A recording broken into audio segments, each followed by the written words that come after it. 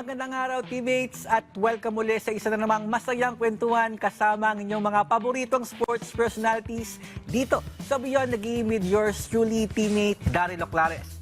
Espesyal ang ating episode ngayon dahil kasama natin ang isa sa pinakamahusay, pinakamagaling at higit sa lahat, pinakapoging junior gymnast sa Pilipinas na si Carl Eldru Yulog. Magandang araw sa iyo, Eldru. Magandang araw sa iyo, Eldru.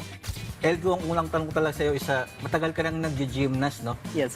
Eldru, since ilang taon ka ba nag-gymnast? Since I was 4 or 5 po. 4 or 5 years old, Yeah. medyo matagal na. Pero pinakatanong ko talaga sa iyo, Eldru, is hindi ka ba nakaramdam every time na nag-perform ka ng mga aparatos, hindi ka ba nakaramdam ng kahit anong kaba na baka, siyempre napakadelikado itong gymnastics. Siguro po many times na po ako kinabahan. Well, normal. Pero, ayun yan, hindi po maiwasan yung kaba. Pero kailangan gawin po. Like, parang every time na nagkakaroon ako ng gano'n na feeling, nag-step out ako sa comfort zone ko. Doon sa kinalaman na tanong ko sa iyo na kinakabahan ka habang nagko-compete ka. Pero every time naman na tumatalon ka na, for example, sa floor exercise, napakataas ng mga talon mo, sa vault. Ano yung tumatakbo sa isip mo every time na tumatalon ka na sa ere, lumulundag ka na, o kaya sa steel rings, di ba? Papaikot-ikot ka. So, anong tumatakbo sa isip mo while you're performing yung mga ganong klaseng stunt? Siguro po iniisip ko na una po, sa pinakamahirap, kailangan ko muna mag-focus. Na parang, kailangan mong gawin to, kailangan mong makatch to, kailangan mong gawin to. Habang, ito po sa rings or sa mga iba po. And, inaano ko po is, after po na nagawa ko na, doon na po ako sa madali na, kaya mo yan, madali lang yan. Parang ginaganon ko. Malapit na tayo matapos, mga ganon.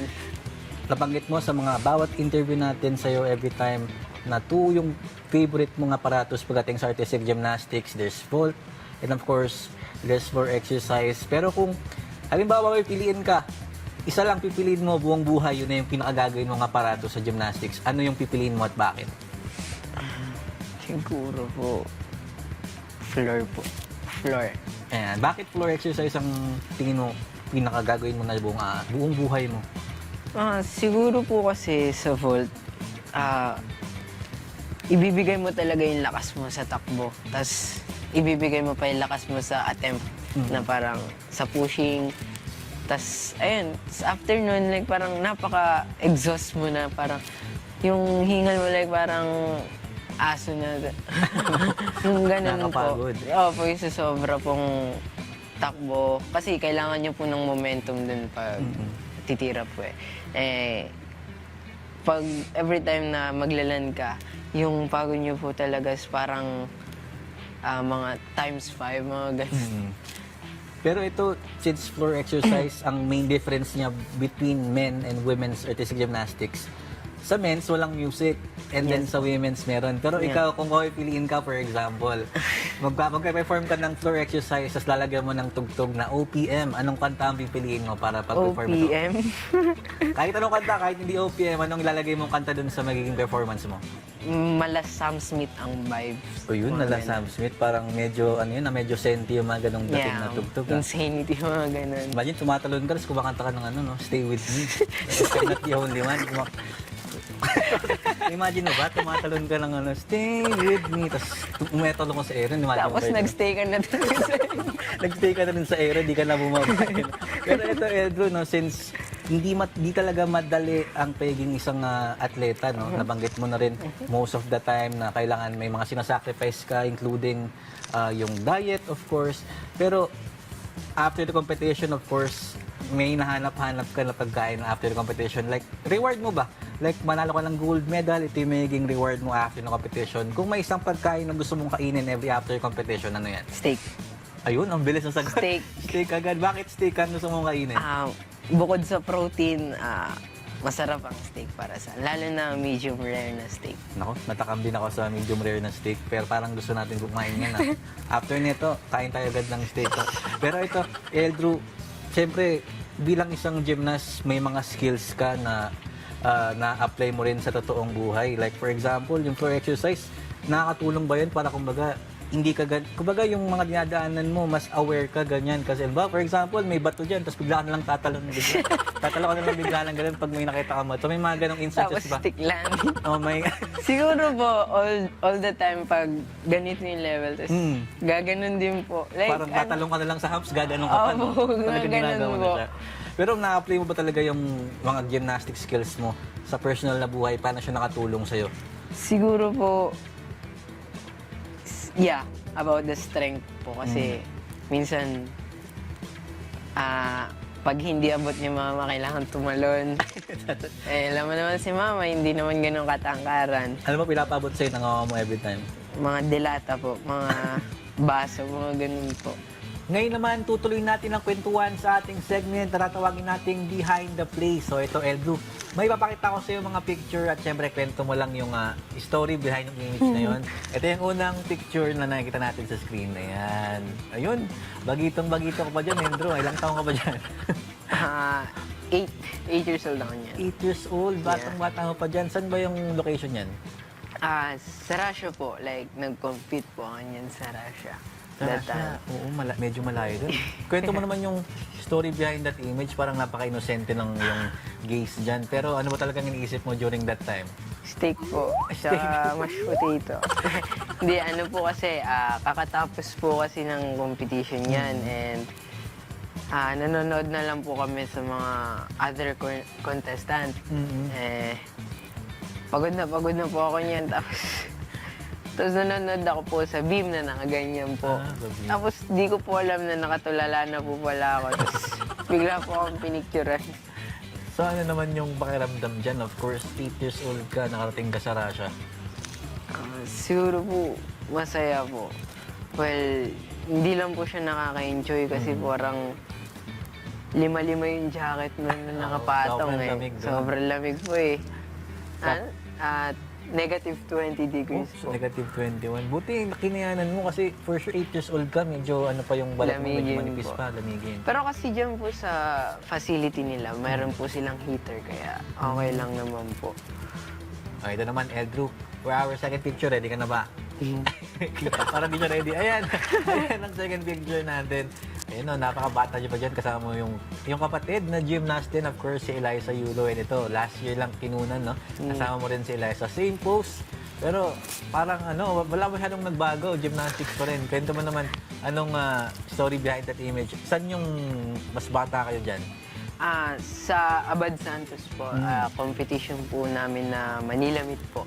Oh. So diyan nagsimula talaga kayo mag-start mag-compete sa gymnastics. Ito namang nasa kanan, mukhang recent lang yan Yes po, last year lang po yan sa Colombia po. Mm. And kasama ko po siya nun sa Colombia nag-compete. For our third picture, ito naman ang ipapakita. Ayan, si Ashley. mukhang kilala ko yung katabi mong coach. Poging coach din yan eh. Yan, sino ba yung coach na yan, Eldru? At ba't mo siya sinasabitan ng medalya? Si Coach Ray po, may coach po talaga since I was like 7 years old po. Talaga tinutukan ka na ni Coach Raylan ever Yes since po. bata ka. So, gaano kalaking influence ba sa'yo si Coach Raylan sa iyong gymnastics career? Siguro, let's talk about not only in gymnastics. Let's talk about real life, pagiging practical. Si Coach Ray kasi, siya yung tipong tao na suportahan ka kahit saan. Si Coach Ray yung pinakamabait na tao na nakilala ko, na tinuruan ako ng hindi ako sinisingil. Well, tinuruan ako sa bukal sa loob niya.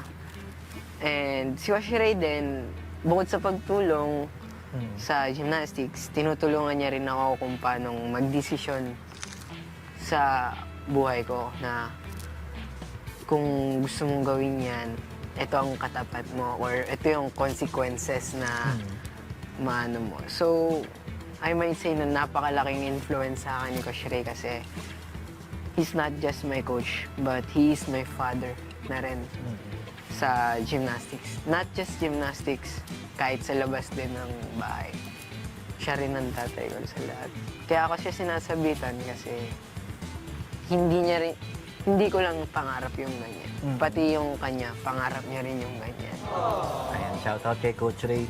Sana kung nanonood mo to, dito yung alaga mo si Eldru. Hello Coach Ray, kumusta ka dyan? Ayan, Coach Ray. For our next picture, ito naman napakita natin on screen. Ayan, ako, ito na pala ang sinasabi pinakaabangan natin. Panoorin muna natin tong video ni Eldrew, bata pa siya.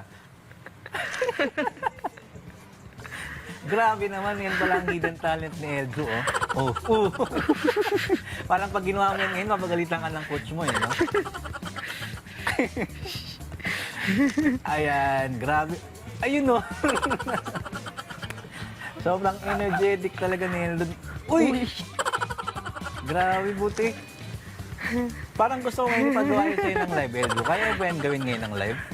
Wag lang po yung thumbnail. Okay na po. Oh, gagawin daw yun ng live. Nalive natin yung teammates. Naman Kaya ba natin po. padugtog ngayon dito yung tugtog niyan? Papasayaw natin si Eldrew. First time sa television to sasayaw si Eldrew. Stab with it, hit the phone now, stab with it. Then you stop, then you hit the molly bob with it. Lean with it, stab with it, hit the phone now, stab with it. Then you stop, then you hit that molly bob. Sige, Eldrew, thank you. Napahamak din ako doon. Akala ko ikaw sasayaw eh. Akala ko ikaw sasayaw. Ay, nako, direct. Napasayaw mo na naman ako. Ito, Eldrew, last na lang sa amin. Mensahe mo sa iyong pamilya, mga kaibigan, yung mga coaches mo na sumusuporta, na patuloy na sumusuporta sa iyong gymnastics career. Go ahead, Eldrew. To my loved ones out there, thank you very much for your support. Thank you very much for everything that you did and you gave to me. I will be forever thankful to you guys.